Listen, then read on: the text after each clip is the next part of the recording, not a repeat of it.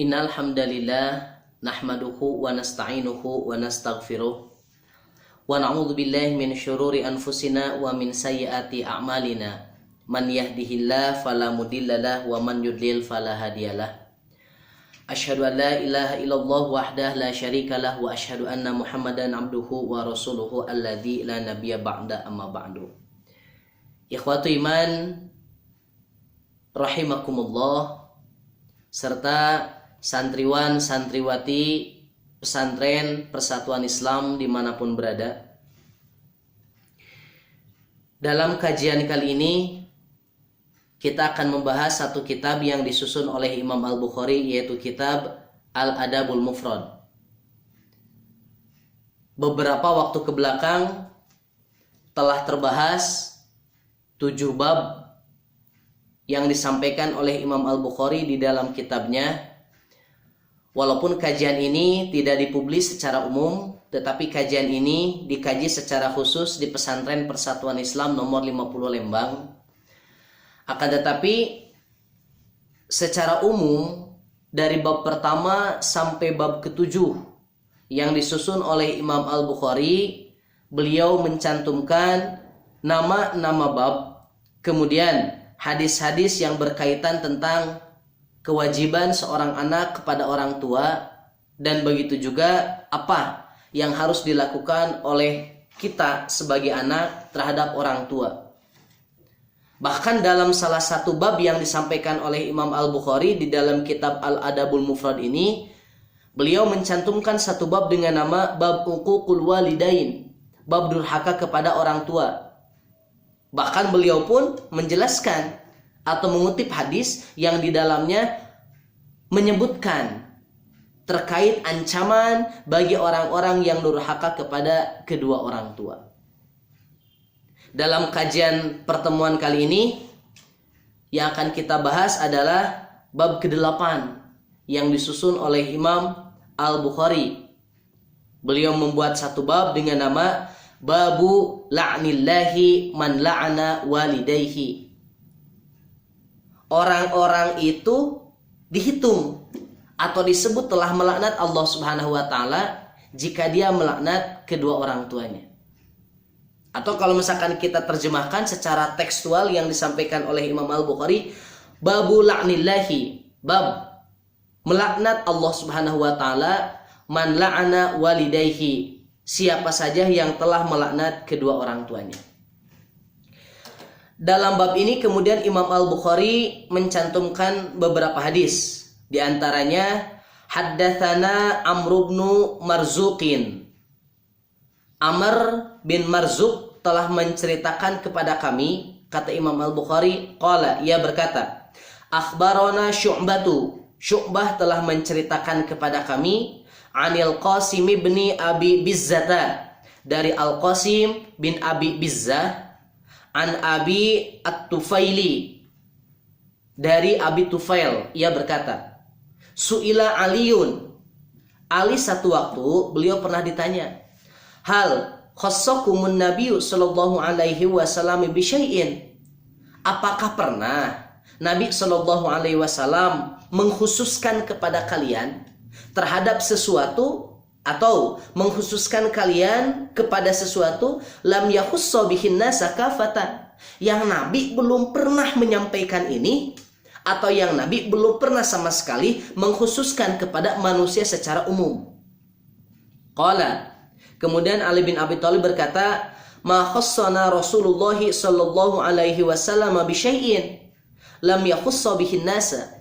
Rasul itu tidak pernah mengkhususkan sesuatu kepada kami terkait sesuatu lam yakhussa bihin nas, yang Nabi tidak mengkhususkan kepada manusia. Illa, nah kecuali ma fi qirabis sayfi, kata Ali, Nabi tidak pernah mengkhususkan sesuatu kepada kami yang tidak Nabi sampaikan kepada manusia. Illa ma fi qirabis sayfi, kecuali apa yang aku tulis dan kemudian aku masukkan ke dalam sarung pedangku ini, kata Ali bin Abi Thalib.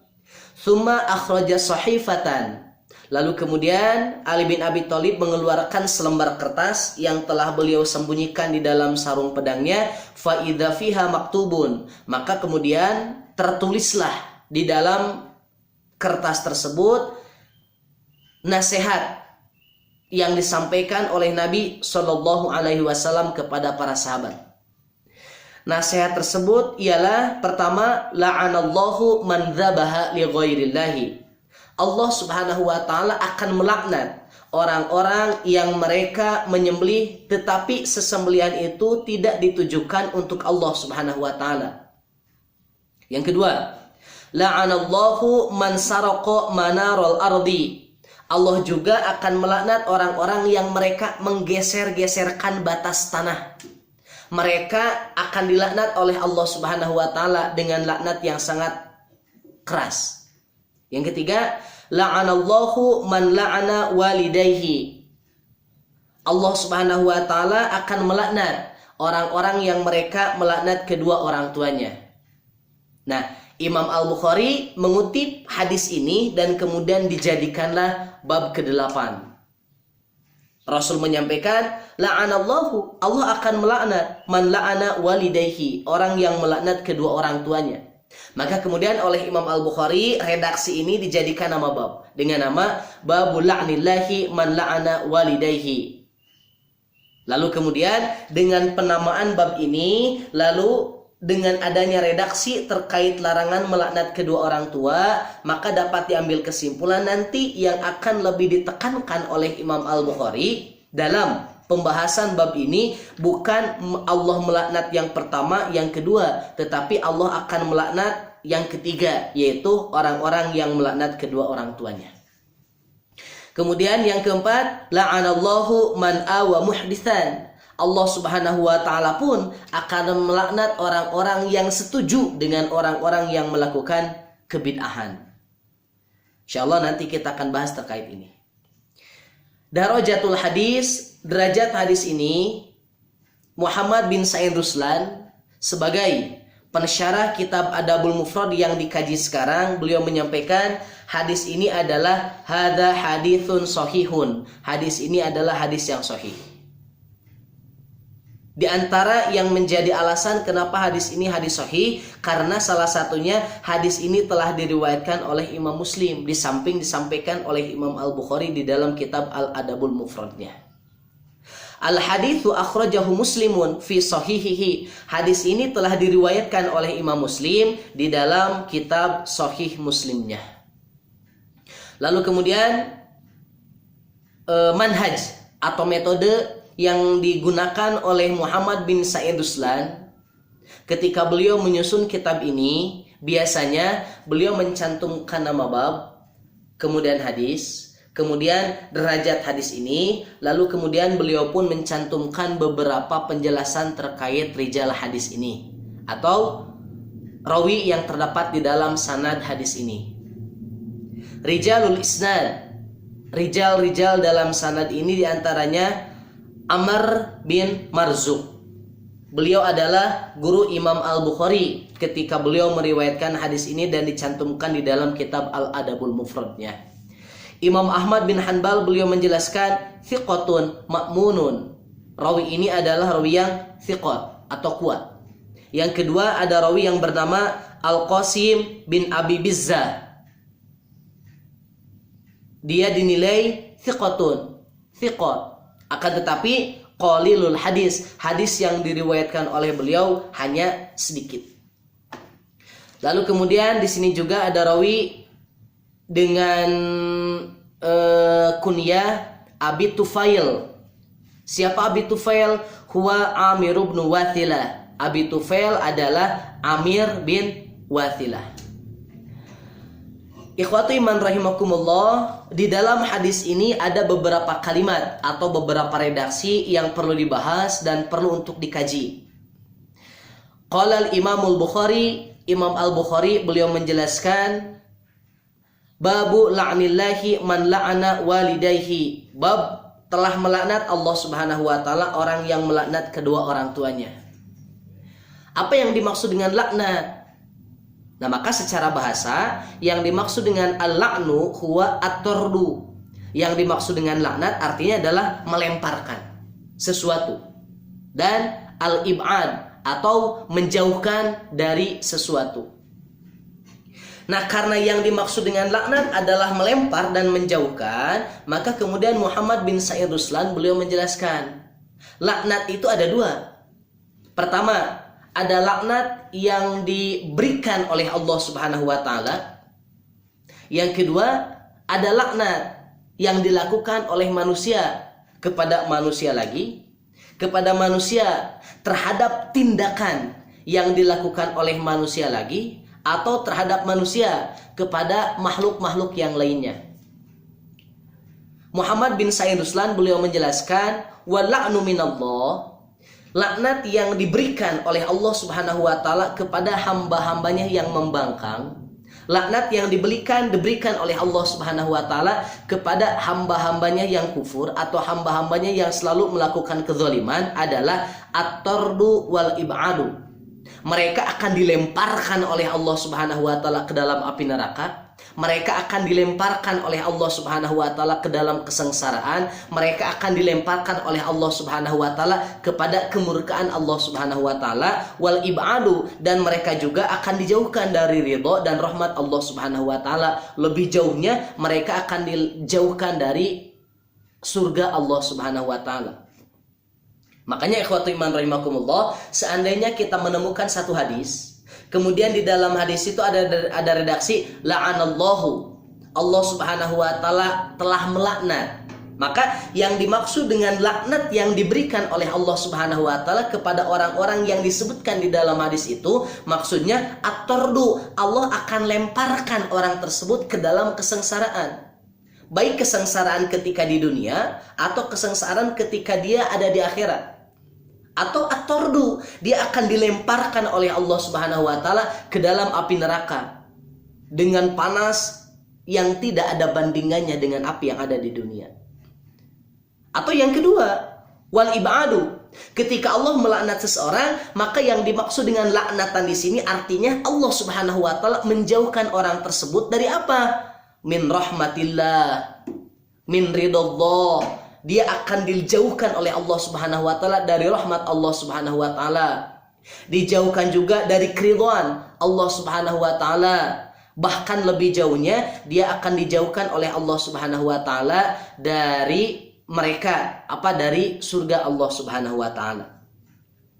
Sehingga ketika hadis ini menyebutkan la'anallahu, Allah telah melaknat man la'ana walidayhi, orang yang durhaka kepada orang tuanya. Artinya orang-orang yang durhaka kepada orang tua akan dilemparkan oleh Allah Subhanahu wa taala kemana? Ke dalam api neraka. Akan dilemparkan oleh Allah Subhanahu wa taala ke dalam kebinasaan.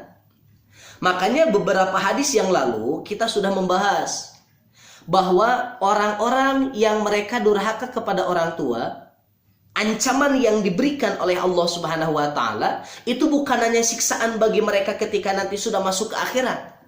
Bukan hanya siksaan bagi mereka yang sudah masuk dalam neraka. Tetapi orang-orang yang durhaka kepada orang tua, mereka akan dilemparkan ke dalam kesengsaraan. Kesengsaraan apa? Bisa jadi kesengsaraan dalam dalam menghadapi kehidupan. Bisa jadi kesengsaraan dalam urusan al-qalbu, dalam urusan hati, tidak memiliki ketenangan, gundah gulana, gelisah. Sebab apa? Orang-orang yang durhaka kepada orang tua, ancaman yang diberikan oleh Allah Subhanahu wa taala akan dipercepat ketika mereka masih hidup di alam dunia. Lalu kemudian ikhwatu iman rahimakumullah, yang kedua, laknat yang diberikan oleh manusia. Kadang-kadang kita melakukan tanpa sadar, atau kadang-kadang juga ada orang yang sering melaknat si A, melaknat si B, melaknat ustadz ini, melaknat ustadz itu, dengan ucapan-ucapan baik yang tersirat atau laknatan-laknatan yang tidak tersirat atau tersurat. Maka apa yang dimaksud dengan laknat yang disampaikan oleh manusia? Maka Muhammad bin Sa'id Ruslan beliau menjelaskan al-la'nu minan nas, laknat yang diberikan oleh manusia atau laknat dari manusia artinya adalah as-sabbu, mencela, menghina, wad-du'a'u, serta mendoakan kejelekan bagi mereka. Inilah laknat yang dilakukan oleh manusia. Nah, maka ikhwatu iman rahimakumullah, seandainya ada orang yang melaknat kita dengan apapun kalimatnya, maka berarti makna laknatan yang diberikan oleh orang lain kepada kita mencakup dua. Pertama, bisa jadi yang dimaksud oleh dia adalah menghina kita. Bisa jadi yang kedua, ketika dia melaknat kita artinya mendoakan kejelekan bagi kita. Maka hati-hati dengan penggunaan kalimat laknat atau ketika ingin melaknat orang lain. Harus difikirkan terlebih dahulu. Kenapa? Ketika kita mengungkapkan laknat kepada orang lain, lalu kemudian ternyata makna yang terkandung di dalam laknat itu artinya asabu, menghina, mencela, merendahkan, atau ad-du'a'u, mendoakan kejelekan bagi orang yang dilaknat oleh kita, maka berarti secara tidak langsung kita meminta kepada Allah Subhanahu wa taala supaya saudara yang dilaknat oleh kita mereka tidak mendapatkan kebaikan dari Allah Subhanahu wa taala. Sedangkan Rasulullah Shallallahu alaihi wasallam telah menyampaikan, sibabul muslimi fusukun. Orang-orang yang menghina saudaranya dia adalah orang yang fasik. Berarti secara tidak langsung seandainya ada yang bermasalah dengan kita, orang lain membuat permusuhan dengan kita, jangan sekali-kali menggunakan kalimat-kalimat laknat. Atau jangan sekali-kali melaknat mereka. Kenapa? Secara tidak langsung ketika kita melaknat mereka, maka kita masuk dalam konsekuensi kita fasik. Kenapa? Laknat artinya mencela, menghina, merendahkan. Sedangkan kata Rasul, sibabul muslimi, orang-orang yang merendahkan orang-orang muslim, orang-orang yang menghina orang muslim, maka dia adalah fusukun, dia adalah orang-orang yang fasik. Sebagai contoh misalkan ikhwatu iman rahimakumullah, kepada orang muslim ini diharamkan saling melaknat. Baik ustadz dengan ustadz, jamaah dengan jamaah. Ustadz A yang kita sukai misalkan berkesimpulan A, lalu kemudian Ustadz B karena fikrohnya berbeda dengan kita, kemudian kita melaknat mereka. Nah, ini diharamkan oleh Rasulullah Shallallahu alaihi wasallam. Ketika ada ustadz yang melaknat ustadz yang lain karena berbeda dalam cara pandang, berbeda dalam fikroh, berbeda dalam metode pengistinbatan hukum, maka tetap tidak diperkenankan untuk saling melaknat, apalagi saling mentahdzir, apalagi saling menghina, mencela dengan sangat tegas, apalagi sampai takfir, apalagi sampai mengkafirkan. Orang-orang yang mengkafirkan orang lain, sedangkan orang yang dikafirkan oleh kita adalah orang-orang muslim, maka kekafiran itu tidak akan pernah diberikan kepada orang yang dikafirkan oleh kita. Tetapi kekafiran itu akan kembali kepada kita selama orang yang dikafirkan tidak terbukti kekafirannya. Akan tetapi ketika melaknat orang-orang non-muslim yang mereka melakukan peperangan, mereka menzolimi, mereka bahkan sampai membunuh saudara-saudara kita yang muslim, maka itu tidak jadi masalah. Bahkan sangat ditekankan oleh para ulama. Bahkan Rasul pun pernah melakukan sampai kunut 1 bulan full hanya sekedar untuk melaknat orang-orang yang mereka menzolimi orang-orang muslim. Mereka memerangi orang-orang muslim. Sebagai contoh misalkan ikhwatu iman rahimakumullah, Israel. Mereka membumi hanguskan Palestina, membombardir Gaza, memerkosa saudara-saudara kita yang muslimah di sana, membunuh bahkan memutilasi anak-anak bayi, membunuh orang tua. Sedangkan kita tidak mampu untuk melawan mereka dengan alasan pertama tidak memiliki senjata, atau yang kedua memang secara umum tidak mampu untuk berangkat ke sana. Maka apakah boleh melaknat mereka? Wajib untuk melaknat mereka, boleh untuk melaknat mereka.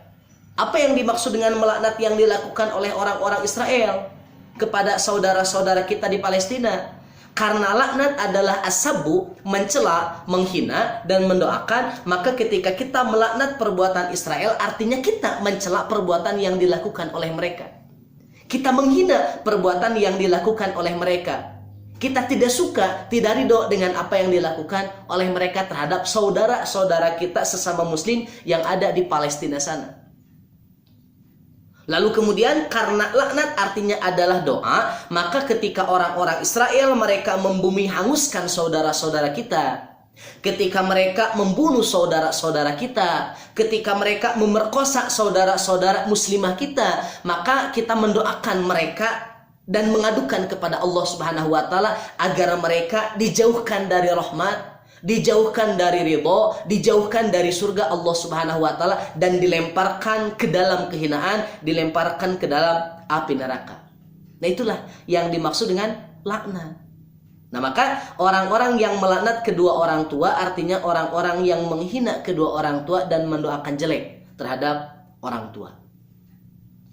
Lalu kemudian ikhwatu iman rahimakumullah, di dalam hadis ini Nabi Shallallahu Alaihi Wasallam menggunakan kalimat kafatan, sebagaimana tercantum di dalam hadis. Hal khassakumun Nabi Shallallahu Alaihi Wasallam bi syai'in lam yakhassa bihin nasa kafatan. Kalimat kafatan yang ditanyakan oleh sahabat kepada Ali bin Abi Thalib yakunu mansubatan alal hali daiman.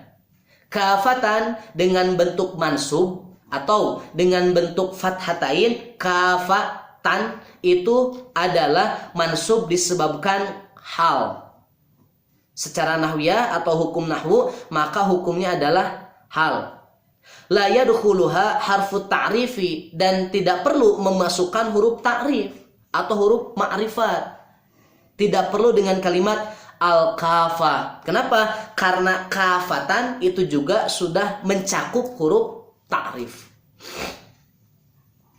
Lalu kemudian ikhwatu iman rahimakumullah, yang ditanyakan oleh sahabat terkait apakah ada yang dikhususkan oleh Nabi kepada kalian sahabat yang tidak dikhususkan kepada manusia secara umum. Maka dalam salah satu riwayat, masih dalam riwayat Imam Muslim, ketika Ali mendengar hal ini, Ali marah. Sahabat bertanya, ya Ali, apakah ada yang Rasul khususkan hanya khusus untuk kalian, sedangkan bagi kami manusia secara umum tidak disampaikan hal itu? Nah, Ali bin Abi Thalib beliau marah dengan apa yang ditanyakan oleh laki-laki tersebut. Alasan yang menyebabkan Ali bin Abi Thalib marah disebabkan tidak mungkin Nabi menyembunyikan kebaikan kepada manusia. Nabi itu Rasul, utusan Allah Subhanahu wa taala. Nabi diberikan tugas untuk membawa kemaslahatan bagi manusia. Maka tidak mungkin Nabi menyembunyikan sesuatu kepada manusia lain dan diberikan kepada orang-orang tertentu. Tidak mungkin. Ketika Nabi ditugaskan untuk menyampaikan basyiron wa nadhiron, maka segala bentuk kebaikan, segala bentuk kabar gembira Nabi sampaikan kepada orang lain, dan Nabi tidak pernah menyembunyikan kepada orang lain. Kecuali kata Ali bin Abi Thalib, ma fi kirabi saifi, apa yang terdapat di dalam sarung pedangku.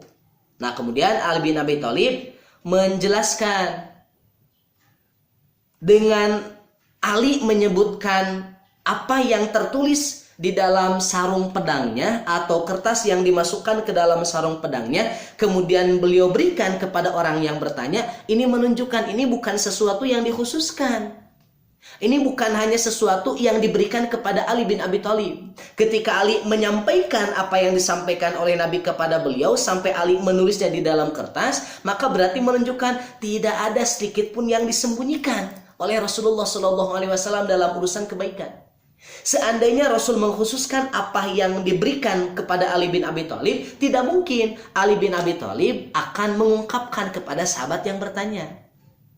Ketika Ali memberikan jawaban kepada sahabat yang bertanya, berarti menunjukkan Ali bin Abi Thalib menyebutkan hal ini bukan satu yang khusus, tetapi Ali bin Abi Thalib baru menyampaikan hal itu kepada sahabat ini. Bisa jadi karena Ali lupa, atau bisa jadi karena memang dirangsang oleh pertanyaan itu, sehingga apa yang disampaikan oleh Ali kepada Rasul, apa yang disampaikan oleh Rasul kepada Ali bin Abi Thalib kemudian tersampaikanlah karena ada pertanyaan itu. Apa saja? Pertama, kata Ali bin Abi Thalib, la'anallahu man dzabaha li ghairillahi.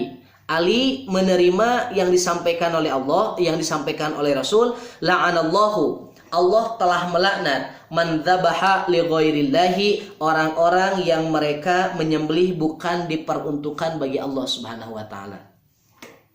Muhammad bin Sayyid Ruslan beliau menyampaikan adzabhu li ghairillahi, menyembelih bukan untuk Allah Subhanahu wa taala, kama huwa ma'lumun, sebagaimana yang telah diketahui, minasyirkil akbar, termasuk syirik yang sangat besar. Secara akidah, orang yang menyembelih bukan karena Allah Subhanahu wa taala, maka dia termasuk musyrik. Tetapi secara hukum fikhiyah, maka orang-orang yang menyembelih kemudian dia memakan apa yang disembelih, padahal yang disembelih tidak diperuntukkan bagi Allah Subhanahu wa taala, maka sesembelihan itu hukumnya adalah haram, tidak boleh. Umpamanya misalkan seperti ini. Ada orang yang menyembelih ayam. Lalu kemudian ketika dia menyembelih ayam, ayam tersebut nantinya akan dijadikan sebagai sesembahan atau akan dijadikan sebagai sesajen. Ketika ayam dijadikan sebagai sesajen, maka otomatis dia menganggap ada makhluk yang dapat memberikan kekuatan kepada dia. Ada makhluk yang dapat memberikan keberkahan kepada dia sampai dia membuat satu sesajen yang isinya ayam yang disembelih. Ketika sudah dijadikan sesajen, sudah ayam itu disimpan. Maka ketika ada orang yang melakukan seperti ini, secara hukum dia telah melakukan sesuatu yang musyrik. Ketika dimakan, maka makanan itu menjadi haram. Zat ayamnya itu halal. Zat ayam itu halal. Tetapi ketika proses yang dilakukan dan kemudian tujuannya bukan untuk Allah Subhanahu wa taala, maka ayam itu status hukumnya berubah menjadi haram. Atau misalkan sebagaimana yang dilakukan oleh di beberapa daerah. Menyembelih sapi, kemudian kepalanya dilemparkan ke lautan dengan tujuan supaya mudah-mudahan dengan sapi yang dilemparkan ke lautan tidak terjadi bencana atau tidak terjadi tsunami, banjir bandang dan yang lainnya. Maka perbuatan yang dilakukan ini adalah musyrik. Kenapa? Menganggap bahwa ada makhluk yang dapat memberikan madarat kepada mereka. Padahal yang dapat memberikan madarat dan yang dapat memberikan manfaat hanya Allah Subhanahu wa taala, tidak ada yang lainnya. Sebagaimana misalkan yang disampaikan oleh Muhammad bin Said Ruslan, kaman yadbahu li ashabil adrihati, sebagaimana keluarga yang salah satu anggota keluarganya meninggal dunia, kemudian mereka menyembelih.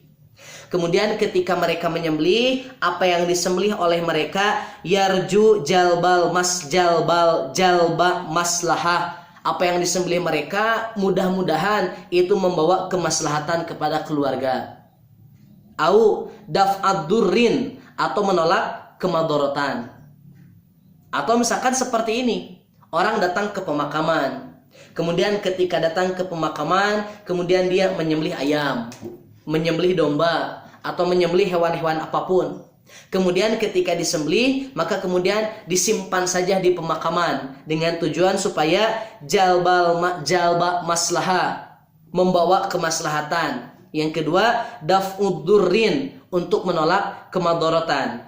Nah, maka bahasa Muhammad bin Said Ruslan, kemudian beliau pun mengutip apa yang disampaikan oleh Imam An-Nawawi di dalam kitab Syarhul Minhajnya, fa in kana musliman qabla dzalika, jika dia adalah seorang muslim kemudian dia melakukan hal-hal yang seperti barusan, kharaja minal Islam, maka dia telah jelas keluar dari Islam. Wasara murtadan anil Islam, dan dia telah murtad dari agama Islam. Orang-orang yang menyembelih ayam kemudian dijadikan sesajen, orang-orang yang menyembelih sapi kemudian kepalanya dilemparkan ke lautan, maka kata Muhammad bin Said Ruslan, kharaja minal Islam, orang-orang itu telah keluar dari Islam. Wasara murtadan anil Islam, dan dia telah murtad dari agama Islam. Li'anna hadzal amal minal a'mali allati la yu'dharu ahadun bijahliha, karena apa yang dilakukan oleh mereka ini bukan hanya berkaitan dengan kebodohan mereka, tapi apa yang dilakukan oleh mereka disebabkan mereka menganggap ada zat yang dapat memberikan manfaat ada zat yang dapat memberikan madarat selain Allah Subhanahu wa taala. Maka dengan kebodohan yang dilakukan oleh mereka, atau mereka tahu sebetulnya, tetapi karena mayoritas masyarakat di tempat itu melakukan hal yang seperti itu, maka dia asyirku billah, dia telah musyrik kepada Allah Subhanahu wa taala. Nah, maka ikhwatu iman rahimakumullah, hati-hati dengan sesembelihan. Ketika sesembelihan benar-benar ditujukan untuk Allah Subhanahu wa taala, maka halallah hukumnya dan tidak menyebabkan keluar dari Islam. Akan tetapi ketika sesembelihan itu ditujukan bukan untuk Allah, bahkan ditujukan untuk sesembahan atau sesajen, maka status hukumnya jadi musyrik dan hukumnya haram. Dan ini bukan hanya pada ayam, bukan hanya kepada sapi dan yang lainnya. Hatta lalat sekalipun ketika dibunuh kemudian dibuat sebagai sesajen, maka telah musyrik.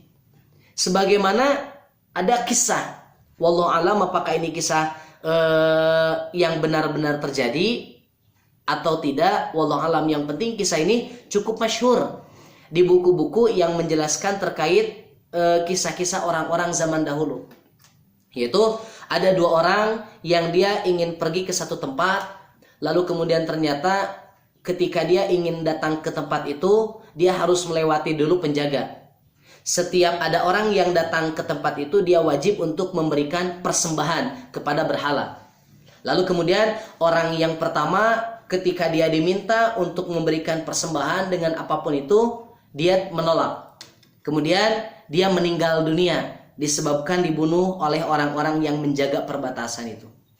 Lalu kemudian orang yang kedua sama, dia datang dan kemudian diminta untuk memberikan persembahan, tetapi dia tidak membawa apa-apa. Kemudian karena persembahan ini adalah wajib untuk masuk ke kota itu, lalu kemudian dia membunuh seekor lalat, lalu kemudian dipersembahkanlah lalat itu sebagai syarat untuk bisa masuk ke kota tersebut. Qadarullah, kemudian setelah dia melewati ke kota, ternyata dia dipatuk oleh ular dan meninggal dunia. Maka kemudian para ulama menyebutkan orang yang pertama meninggal dunia disebabkan dibunuh, maka dialah orang-orang yang benar-benar beriman. Dialah orang-orang yang benar Islam. Disebabkan apa? Dia dibunuh oleh penjaga supaya dia tidak musyrik kepada Allah Subhanahu wa taala. Sedangkan orang yang kedua, dia mati, dia termasuk orang-orang yang musyrik dan kekal di neraka selamanya, disebabkan dia telah memberikan sesajen dalam bentuk lalat kepada orang-orang yang menjaga perbatasan supaya dia bisa masuk dalam kota tersebut. Nah, ikhwatu iman rahimakumullah, makanan apapun yang diberikan oleh kita tetapi dengan tujuan sebagai sesajen, maka hukumnya adalah haram dan dapat menyebabkan orang yang melakukan itu terjerumus ke dalam kemusyrikan. Itulah laknat pertama yang Allah Subhanahu wa taala berikan kepada orang-orang yang menyembelih, bukan menyembelih disebabkan kepada Allah Subhanahu wa taala, tapi dia menyembelih disebabkan sebagai sesajen atau disebabkan karena ingin mendapatkan keberkahan dan dijauhkan dari madarat, tetapi hanya digunakan sebagai persembahan kepada makhluk yang lainnya.